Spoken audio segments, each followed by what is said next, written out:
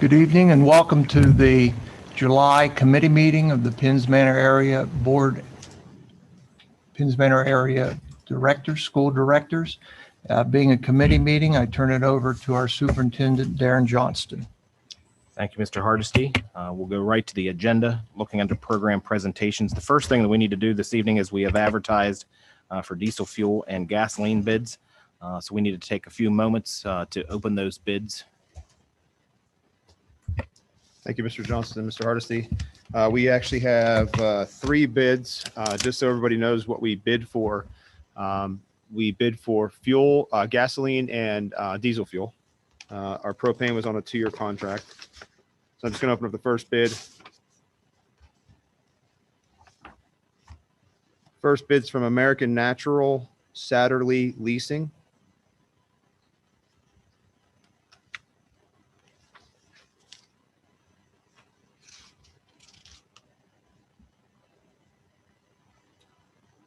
Their 1-year bid for low sulfur diesel fuel is, they did not bid on a firm price. They've only bid on a variable price. For 8,000 gallons and up, it's 0.0393.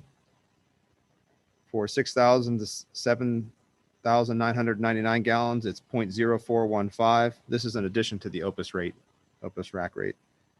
3,000 to 5,999 gallons is 0.0985, and 500 gallons to 2,999 is 0.1625 per gallon. They did not bid on a 2-year contract for diesel fuel or a 3-year contract for diesel fuel. Their bid for unleaded gasoline, they did not bid on a firm delivered price. They did bid 0.1380 for 15 gallons and up, and 0.1910 for 500 to 1,499 gallons.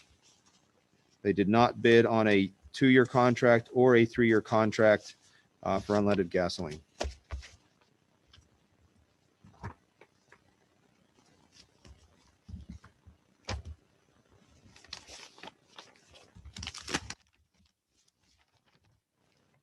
Second bid is from Petroleum Traders Corporation.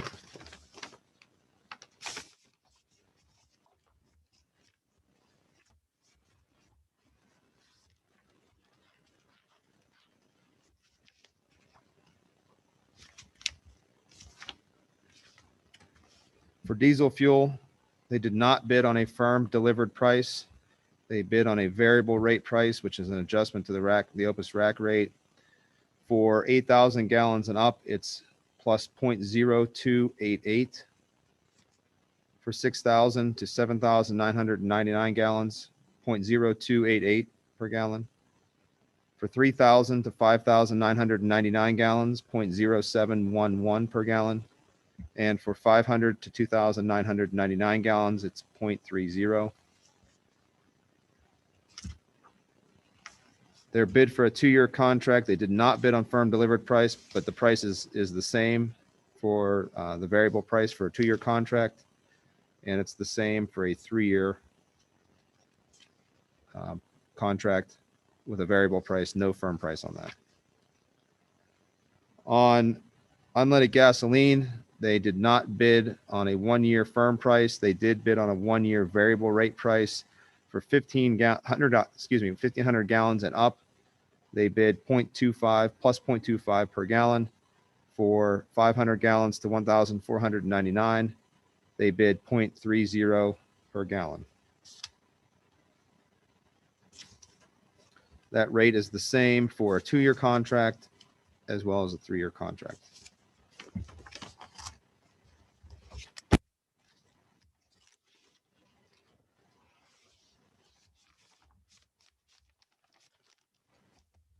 Third and final bid is from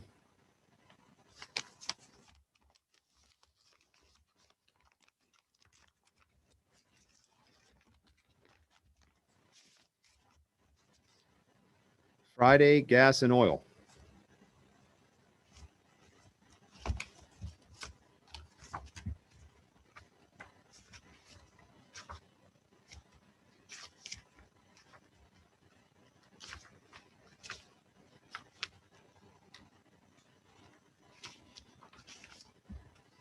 Diesel fuel price per gallon, there is not a firm fixed price. They did not bid on a firm fixed price. On a variable price, 8,000 gallons and up, it would be plus 0.10 per gallon. 6,000 gallons to 7,999 plus 0.15 per gallon. 3,000 to 5,999 would be 0.20 per gallon. And 500 gallons to 2,999 gallons would be 0.25. They also did offer discounts. If we pay within 5 days, they're offering a 0.06 cent per gallon discount, a 10-day discount window. If we pay within 10 days, it's a 4 cent per gallon discount. And if we pay within 15 days, it's a 2 cent per gallon discount. They offered the same for a 2-year contract. And they offered the same for a 3-year contract.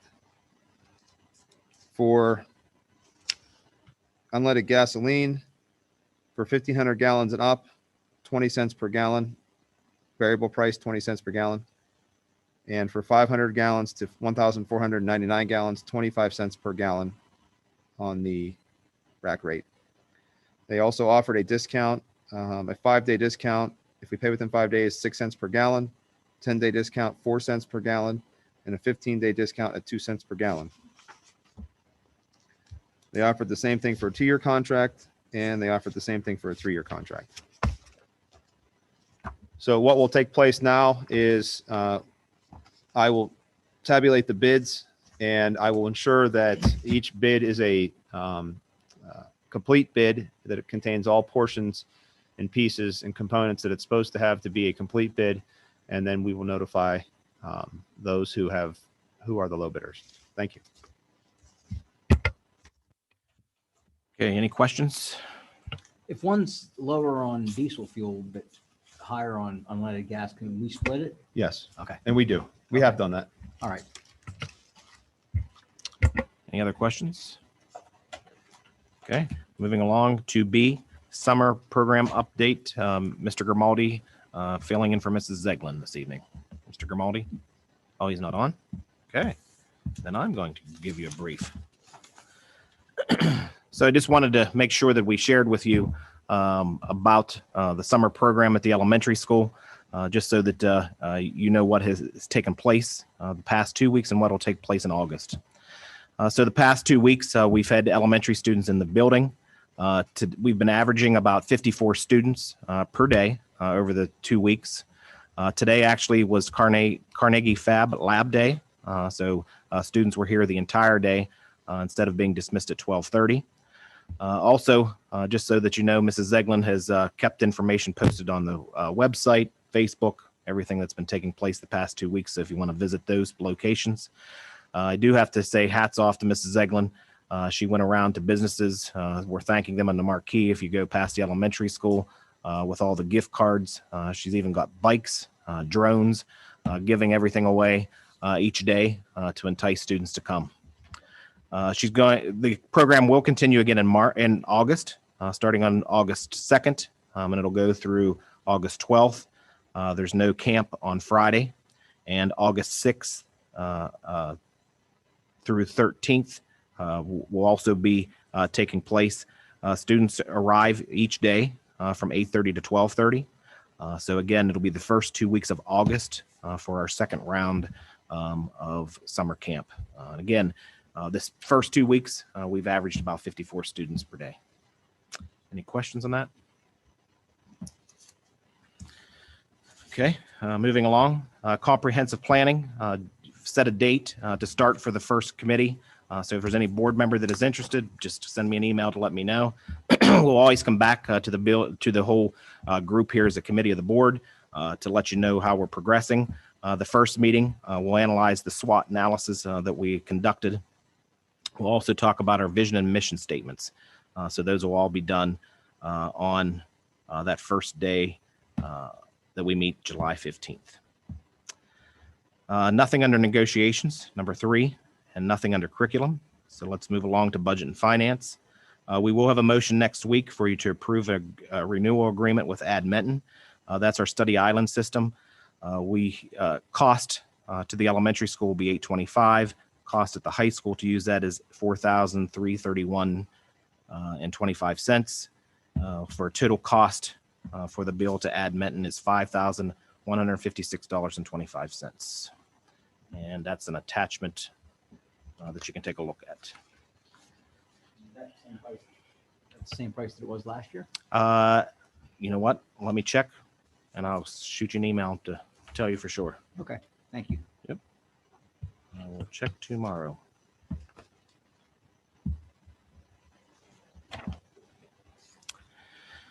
Okay, next, moving along under budget and finance, approve fuel bid. So we'll have that motion on the agenda once Josh confirms everything that we just opened up a few minutes ago. Moving along under buildings and grounds, water line repair update. Just wanted to let you know that we talked about this last meeting. So we felt that we had a leak from the driveway that circles back around to the high school cafeteria down to the concession stand. We have determined the leak is not in that stretch. So now we are focused on from the driveway into the building. So we're going to run the new water line there. That's about 108 feet. So instead of running the 250 some feet that we thought we was going to run, Mark had conducted a test. We determined that is not the stretch in which we have the leak. We are putting a shutoff though at the concession stand so that we'll actually have that full line that goes down through there so that we're going to have two shutoffs, one at the driveway, one at the concession stand, so that if we ever encounter anything in the future, we can shut those off. Currently, there isn't any. So you'll see that we're going to dig from driveway back into the school wall. That's where we've determined that the leak is in that 108 feet somewhere. So we're going to put the new line in. So we'll keep you up to date, particularly those in buildings and grounds, to let you know where we are.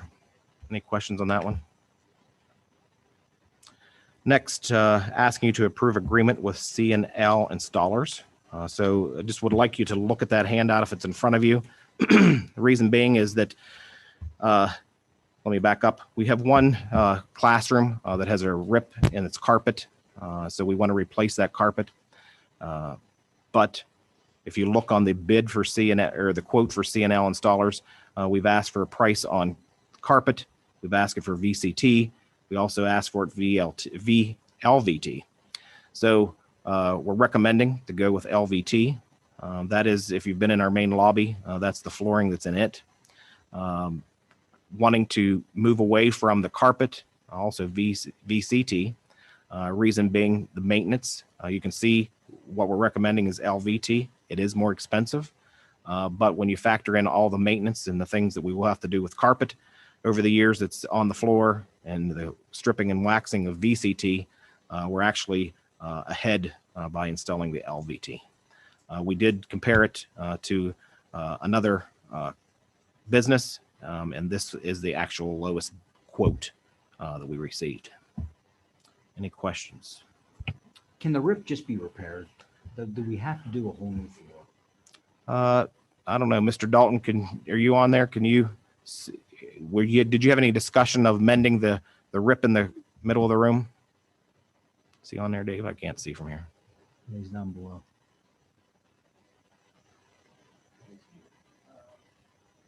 Can you hear me now? Yep. Okay. Did you hear the question? Yes, I did. We could patch that carpet, but we're patching carpet that is approximately approaching 30 years old. And we don't have any carpet that would match it up. So we would just have to basically seam a piece across the middle or just put a square patch in. So, you know, the carpet has exceeded its life expectancy. So that is another factor of why I'm recommending that we replace it.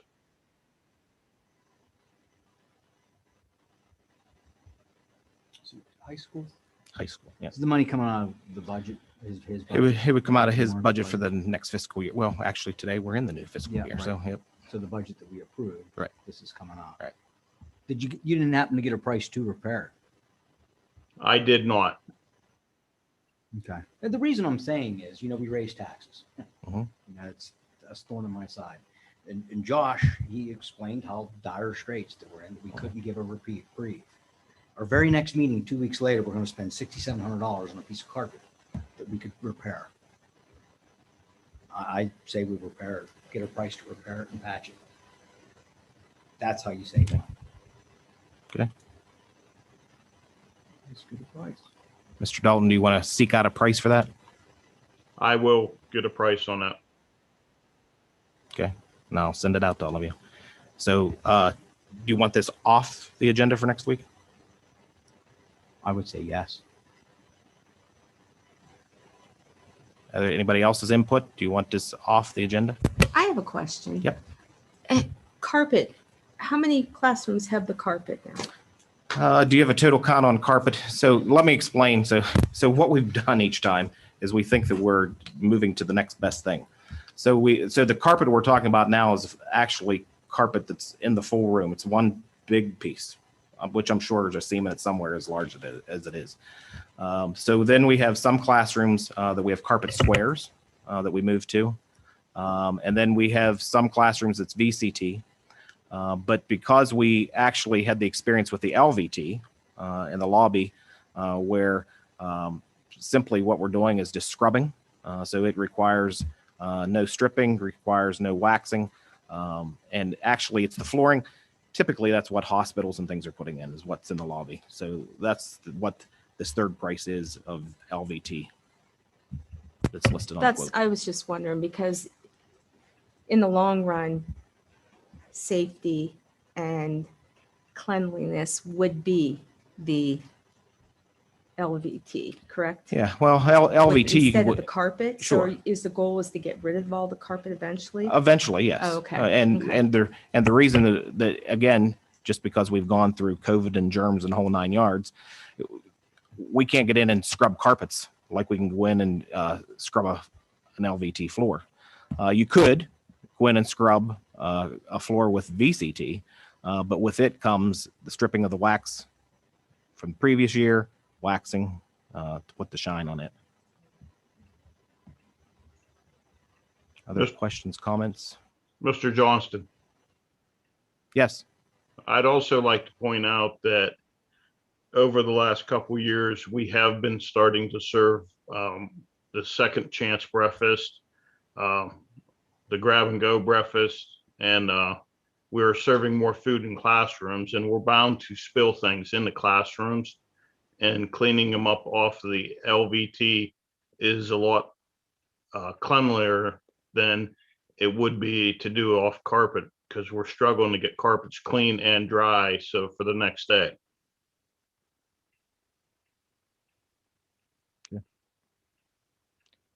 So go ahead. Is there timeliness, restraints on this, Mark? Do you feel you'll get a quote for this time next week, or you think it'll?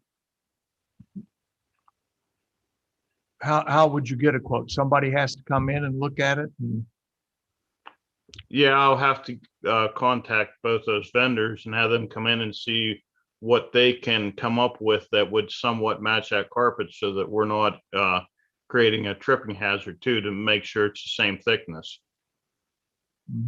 Would we, is August, can it be done if it is held off to August? Could it be done by the start of school? I would think so. Okay. I mean, you're Let's check starting it to out. push it then, but I think we could still get it, still get the classroom ready if we didn't approve it to August, but we'd have to have some indication so that they had something on the schedule.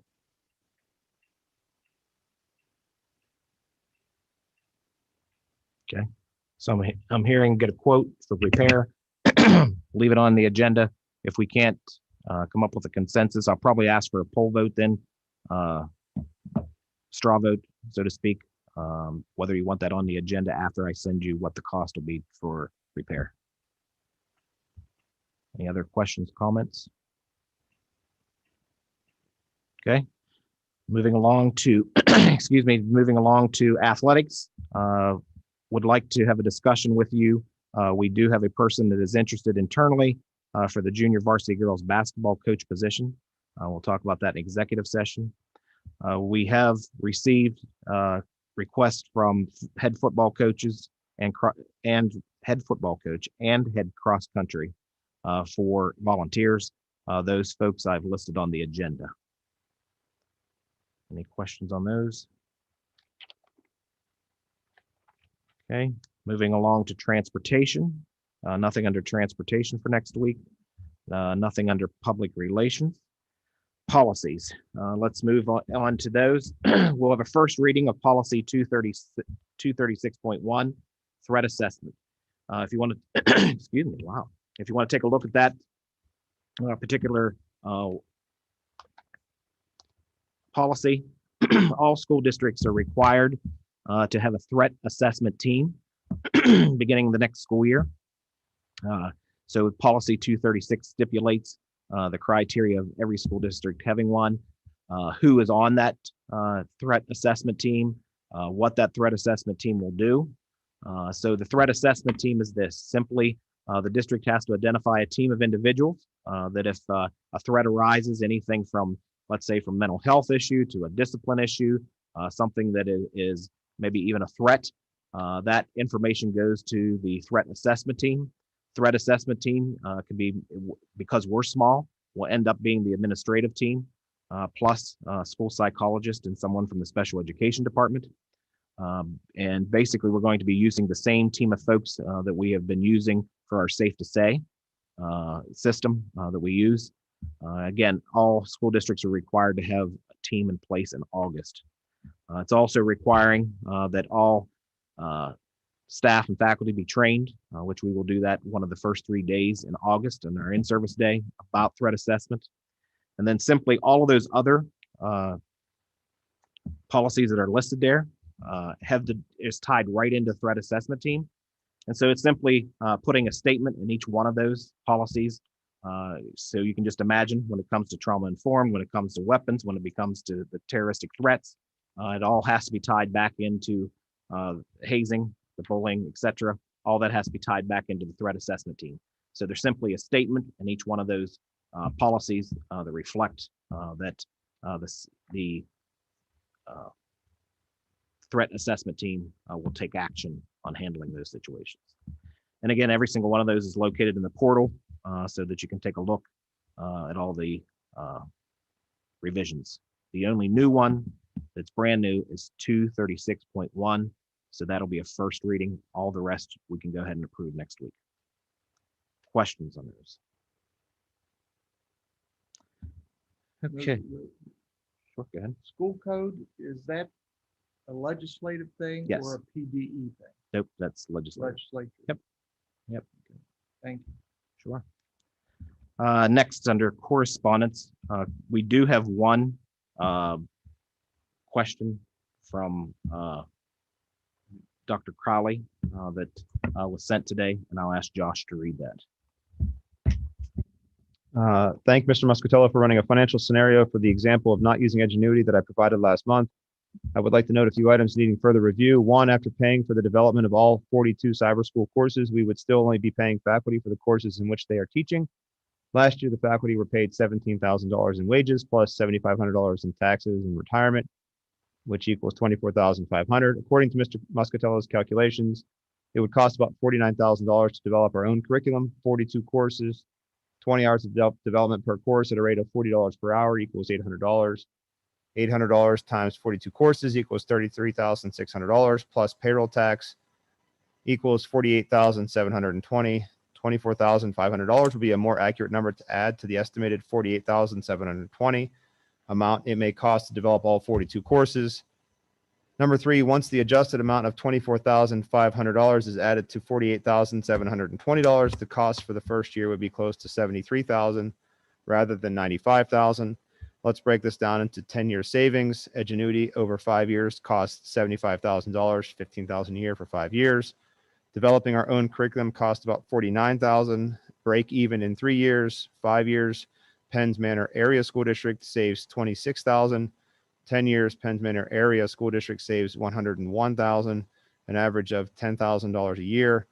Edgenuity is a subpar program. I have used this program and it is cumbersome and there is a complete lack of interactivity for students.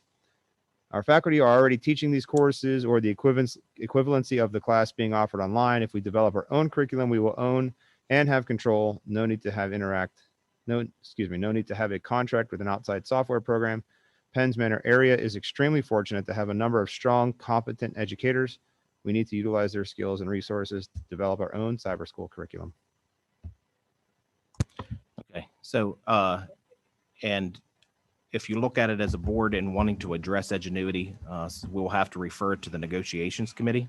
And the reason being is because in our contract, we have printed that we will use Edgenuity as our curriculum for our cyber. So we can have discussion about that. But again, we'll have to eliminate that. If that's something we want to do, we'll have to get that negotiated out of the teacher contract. Other questions? Okay, moving along. New business. It's that time of the year to approve school physician for the next school year. And Dr. Valya's letter of agreement is attached to the agenda to be approved for next year.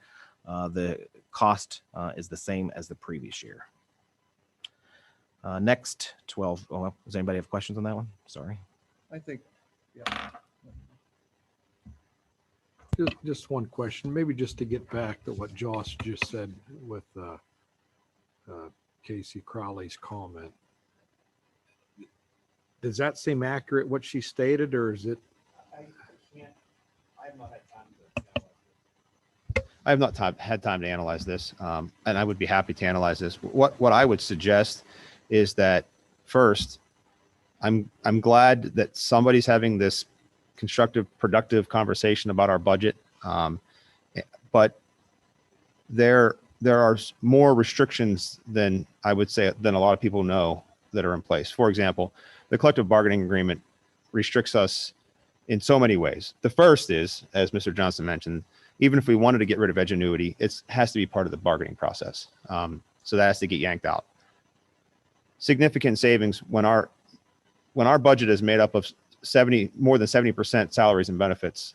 The conversation about saving 10K here and 10K here, it's important, don't get me wrong, but for us to get savings enough to avoid a tax increase, we're going to have to be looking at bigger items, salaries and benefits, of course. So of course I want to save $10,000, and we will, and we have saved $10,000. Matter of fact, we saved $10,000 last month on the workers' compensation policy. But this particular item right here, we can't just drop Edgenuity right today. So I guess maybe the only thing that I would suggest that if there was time and effort that she put together and crunched some numbers and sure, I guess maybe verify if that seems accurate. for sure. And then if it does seem accurate, then obviously it can't occur immediately, but maybe it's something that could consider through a negotiation process that possibly could be worth some savings on down the road. For So sure. Because there was a lot of numbers there. There was a lot of, adding and factoring and things like that. And it's understood that there's other factors that contribute the control of spending when you have bargaining agreements. Yeah. And things like that. So maybe if you do, I would just go through and just see if that seems accurate, and obviously consider that when negotiations come about. Yeah, I can just think of one thing off the top of my head, not numbers based, but I think there are courses being offered through Edgenuity that our teachers do not teach in-house at the moment. Yeah, that is correct. So we would still need something along those lines to provide those types of courses that may not necessarily be offered by our own teachers. Obviously, that would be here and there and not very common. But yeah, I'll run through this and see if this is accurate and see where we can go. Okay, thanks. Sure. I would like us to also explore the part of that it's beneficial to the district. Dr. Crowley mentioned that it was cumbersome, et cetera, et cetera. I can't remember the right words. I'd like to hear from our principals and some of our teachers, that aspect of it also. I think that's important. So put that in, Darren, and your analysis Sure. when that Sure. comes. We'll get all that for August committee meeting. So we'll have a report from, I'll just randomly call up a couple students actually that were in it last year. We'll talk to a couple teachers that we have assigned to those, along with Mr. Murphy. He serves as our liaison for our Cyber Academy. So I'll have a report for you, committee meeting August. Mr. Johnston? Okay, next. Yes. Hey, real quick, I just wanted to add that we did use Edgenuity this summer for our credit recovery program. We had a senior who we used our federal funds, the senior who did not graduate, and we used those funds to help that student with their credit recovery so that they could successfully graduate. So we were able to use the Edgenuity credit recovery course itself, and our in-house teacher, Miss Tommy, taught the English class. She was able to revise the curriculum and cut things down and adjust the curriculum to meet what the student did not pass during the school year. Okay. Other questions or comments? Okay. Going back to new business. Any questions on school physician? Okay. Next, 12B, approved school dentist. A letter there is from Dr. Tomiko. He is willing to do our dental exams, actually following the same pattern as Dr. Sparks, where he's only charging $1 a student. So any questions on that one? Next, 12C, we'll have a motion next week to hire an elementary teacher. That is replacing Mrs. Vodapivic, who has retired. We'll talk about those candidates in executive session. Next, 12D, approved fitness center monitor. We would like to add Connor Antonio as a fitness center monitor with a small group of folks that's covering it at this point. Any questions on any of those so far? Next, 12E, approved contract renewal with Giddings Protective Security. That agreement is attached. That is $1 increase from the previous year per hour. Any questions on that? Okay, and then the last item under new business, and I apologize that I did miss Mrs. Henderson to have her tenured at the end of the school year last month. So I have called to her and apologized for that, and we'll have a motion next week to have her approved tenure. Questions? I'd like to go back on Giddings. What is our expense there this past school year? Is that something off the top of your head, Mr. Muscatello? Well, I don't have the exact expense, but I can tell you that the security guard is a 10-hour-a-day security guard, and we're currently paying $27.74, so $277.40 a day, and they're only here when school is in session, so that's 177 days. So it's about $50,000 a year for Giddings. So it'll go up $1. And they also cover our after-hours events. So they're here from 7 to 5. I'm sorry. Yeah, 7 to 5, I believe. And I know we've had discussions in the past about different groups and looking at other possibilities. I know some school districts have retired state police as employees. We got away from our previous one. Darren, where are we? Evidently, it's being proposed as to do it, so you're pleased. Yes. And feel there's nothing that needs tweaked or done, or? Nope. Okay. But it's about 50,000 a year, It is. and that's something we didn't do 5 years ago or so. That's did true. we? That is true. Thank you. Sure. $10 a day. 10 hours a day. 10 hours a day. Yeah. 10 hours a One day, person, so that's $10 a day. So it comes out to about $1,800 a year, 180 days. 177. Yeah, it's It's extremely affordable. And as the school safety and security coordinator, the security guard reports to me. And I will tell you that I've heard excellent reviews of Jared, our current security guard, who we've had before the pandemic and now through the pandemic and through the rest of this year. And he's great with the kids. He doesn't walk around like, like a big bad cop or anything like that. He treats the kids with respect. The kids treat him with respect. And he does exactly what he's supposed to do, which is if there's an incident, if it's a physical altercation, he breaks that up, brings them to the principal, whatever it might be. He interacts with the administration very well. One of the things that was most important for me when we hired Giddings was that the security guards needed to be on their feet all day long. And there's nobody, I mean, literally nobody that I know that is on their feet more than Jared, except for maybe a teacher who doesn't sit down all day long. So he's everywhere. Okay. Any other questions on any open meeting business? I do need to talk to the board in executive session about a few items. But just again, is there anything in the open meeting for anyone? Questions, comments? If not, our business meeting is scheduled for next Thursday at 7 p.m. We will be online and also here in the boardroom. Thank you.